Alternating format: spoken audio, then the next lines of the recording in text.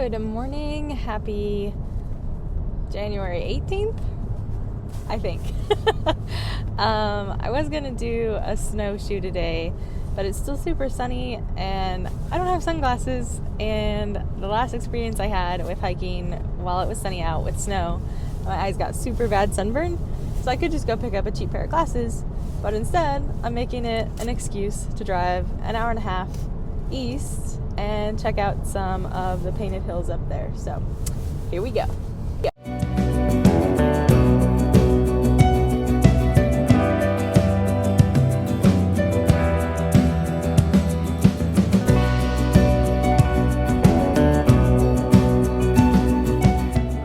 Just got through the trailhead. I'm gonna get going. It's a really pretty day out. There's nobody here, so we will see what we can find.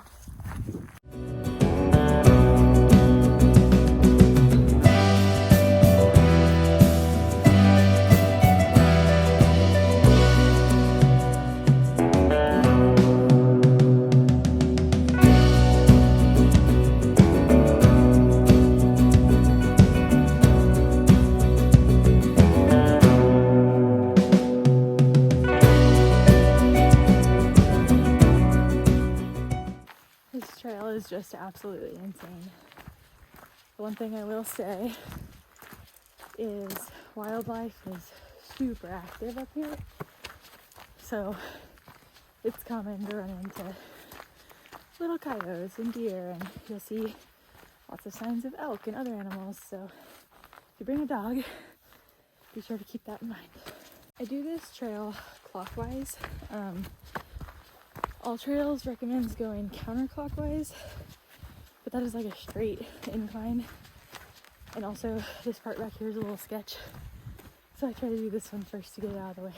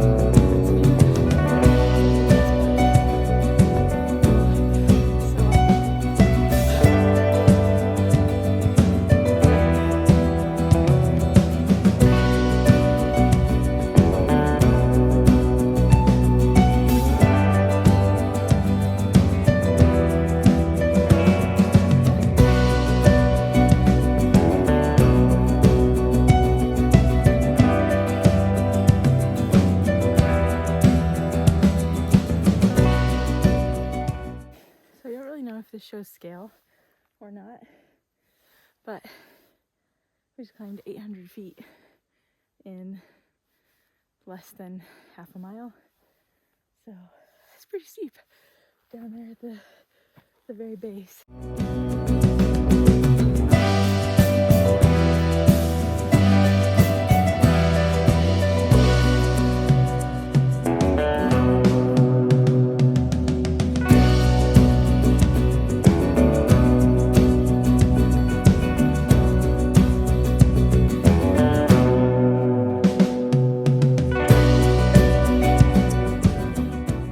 First fail of the day. I pulled my phone out and I had my other half of my microphone in there. I have no idea where it fell out at. Big win. I have to order a new one. Well, so now I don't have a microphone, so this is useless, but I wanted to try to make my YouTube videos a little bit more informative, so this trail, obviously it's a John Day Fossil Beds National Monument, which is broken up into 3 parts: Sheeprock, Clarno, and Painted Hills. And this is the Sheeprock unit. It is just, like, it's so peaceful out here. Obviously there's some people down in the canyon, but other than that, there's nobody. So the loop that we're doing today is a 4-mile loop, and then we're gonna go through the canyon at the bottom. So it'll be like 4.5, 5. Gains about 900 feet of elevation, no matter which way you go. If you go counterclockwise, it's all in the beginning. And then if you go clockwise, it kind of gradually goes into it, and then it's a little bit of uphill. The canyon walk, which is called the Island, I believe it's the Island in Time Trail, is not very long, and it's perfect for like families and dogs, and not wheelchair accessible. There is some rocks and some steep parts, but you can go a little ways on it.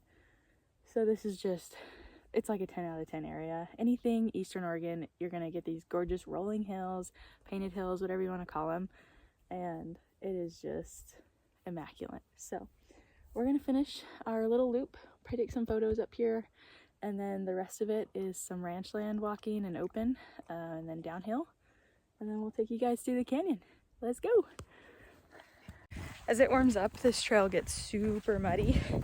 This is actually the first time I've been on it where it hasn't been just painfully muddy, and it's like the clay that sticks to you. So we've lucked out so far, but seems to be getting a little softer.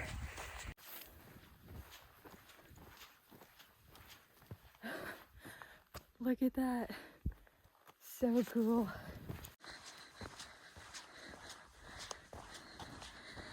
So this trail cuts across the Johnny Crick Ranch. So you just have to make sure you keep all animals on a leash, and obviously no hunting, and stay on the trail as much as you can.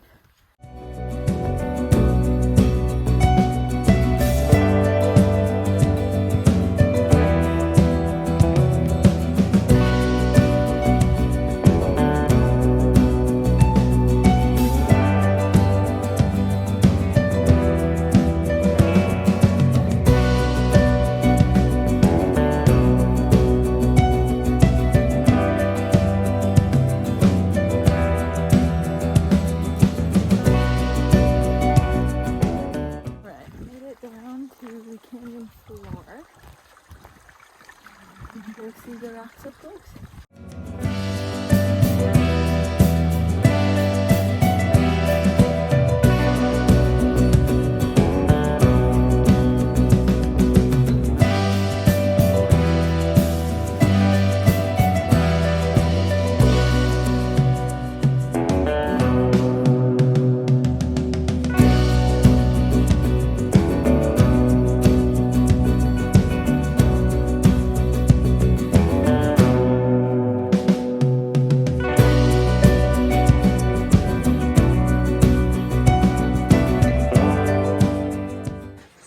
In the video, when I was looking down at those people, that is where I was.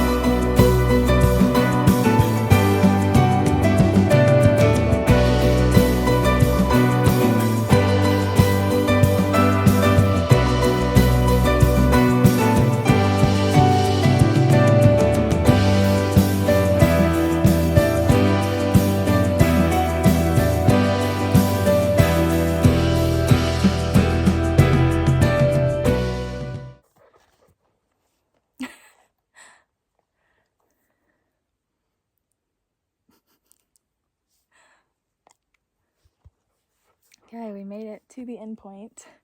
This is the Blue Basin. Depends on the lighting. It's either really green or really blue, with some red rocks thrown in there. So I love this area. I think I love it a lot because it reminds me of South Dakota. And South Dakota was one of my favorite states that I visited a couple years ago. It's just badlands like this everywhere. And so I think that's why it holds a special place in my heart. But Yeah, a couple of things. This is where the trail ends. You've seen the end of trail sign. Please remember to respect that if you visit. Always pack out what you pack in. We're gonna take some photos, and then I think we're gonna head back to the car, and we're gonna check out a couple of other little areas that are near here for the purpose of this video, to kind of show you, if you're visiting, all the things to do out here in the Sheep Rock unit.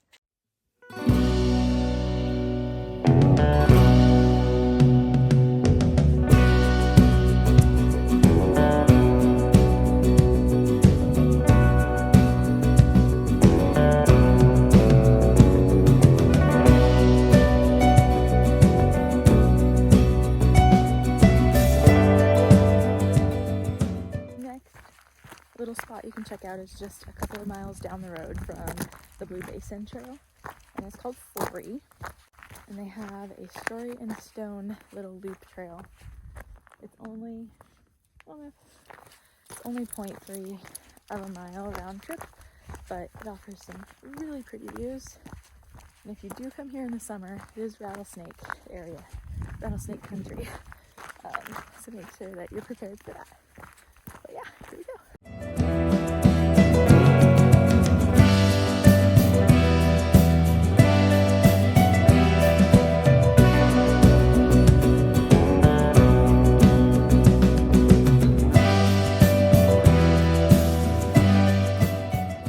For those who don't know me, I love rocks. So this is just so cool.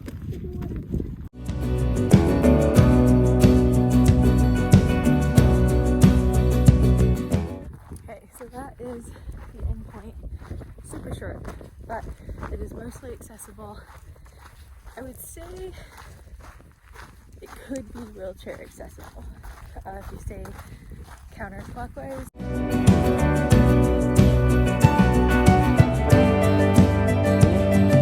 So I never realized this, but there is a second trail that starts from the 40 parking lot. And it's called Flood of Fire, so we're gonna go check it out. I was literally driving out and I was like, what is that, a trail? So here we are.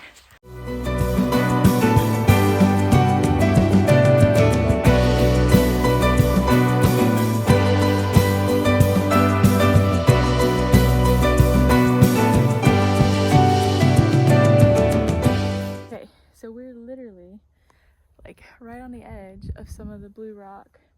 And then it comes to this little just alcove. Wow, I didn't even know this part was here.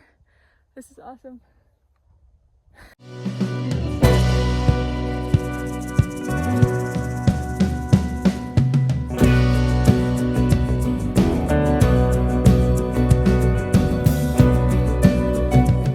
So that is 3 super easy trails and 1 moderate trail, all within a few miles of each other and a few miles from Dayville, that you can totally check out, bring the kids, bring the family.